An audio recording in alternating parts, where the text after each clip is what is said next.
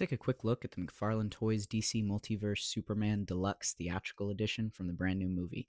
And we're going to take a look at the costume design and see how it harkens back to a more simple classic era of the character, while also paving a brand new, bold take on the look. One of the most important factors to any Superman suit is the emblem. Now, this one is simple, streamlined, and almost certainly a take on the Kingdom Come design made famous by Alex Ross. However, it still matches a classic look for the character by using a yellow background. The Kingdom Come emblem has a black background, giving it a more dark and serious take, which is in line with what we see from that Superman. Something else interesting to note about the emblem, however, is the yellow outline around the outside of the red.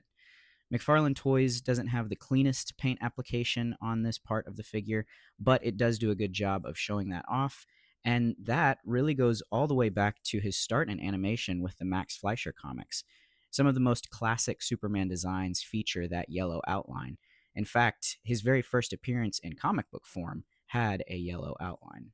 Something that really sets this character design apart is the collar neckline.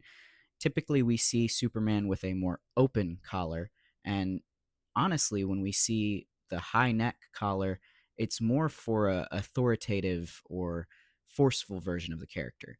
We see it popularized in the New 52 design by Jim Lee, as well as the Red Sun design from the storyline where Superman is actually a Soviet figure, as well as the Injustice version of Superman, where he becomes that more authoritarian dictator type character.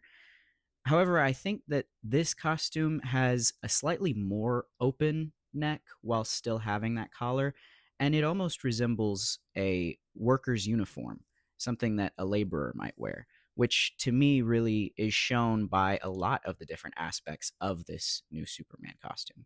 First and foremost is the knee pads, something that has never really been done on actual modern Superman costumes, usually regulated to a starting out, not fully fledged Superman design.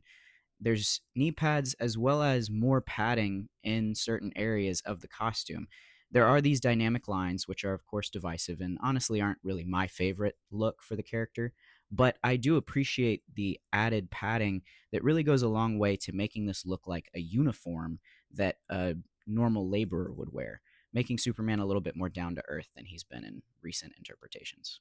Another new addition that's still harkening back to a classic look is the S shield on the back of the cape.